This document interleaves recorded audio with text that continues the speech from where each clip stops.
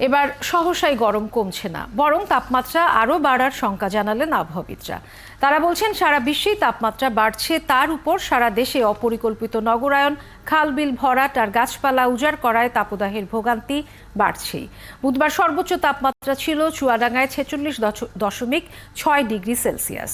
হাবিব রহমানের প্রতিবেদন।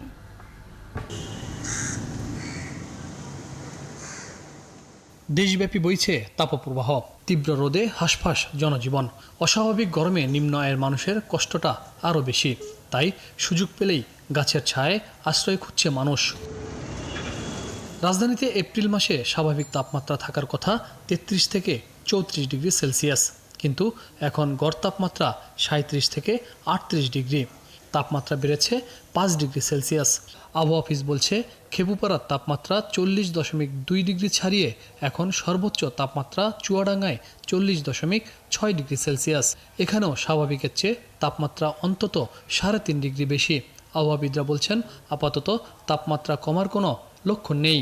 তাপপ্রবাহের যে সার্বিক অবস্থা সেটার এই 3 দিনের মধ্যে খুব একটা উন্নতি হবে না, কিন্তু এর পরবর্তীতে আবার যদি আমরা 20 তারিখ বা তার পরবর্তী সময়ের কথা চিন্তা করি, তাহলে এই সময়ে কিন্তু তাপমাত্রা আরও সামান্য একটু বৃদ্ধি পাওয়ার সম্ভাবনা রয়েছে। দেশের বিভিন্ন জেলার চেয়ে রাজধানীর তাপমাত্রা সবসময় 1 থেকে 2 ডিগ্রি বেশি থাকে। কারণ হিসাবে আবহাওয়াবিদরা বলছেন জলবায়ু পরিবর্তনের প্রভাব, অপরিকল্পিত উন্নয়ন ও অনিয়ন্ত্রিত যানবাহনই এর জন্য দায়ী। যানবাহনগুলো করি অধিকাংশই কিন্তু ফুয়েল নির্ভর, এটা আর তেল পুড়িয়ে যখন এটা জ্বালানি করা হবে তখন সেখানে কিন্তু কার্বন ডাইঅক্সাইড এটা নির্গমন হবে, যেটা টেম্পারেচারকে বাড়িয়ে দেয়। পরিবেশবিদরা বলছেন রাজধানীতে জলাশয়, পুকুর, গাছপালা কেটে উজাড় করায় প্রাকৃতিক ভারসাম্য হারিয়ে গেছে। ফলে মরুভূমির মতো গরম অনুভূত হচ্ছে। 16 লক্ষ যানবাহন এবং 10 লক্ষের বেশি এসি চলাচল এখানে করে।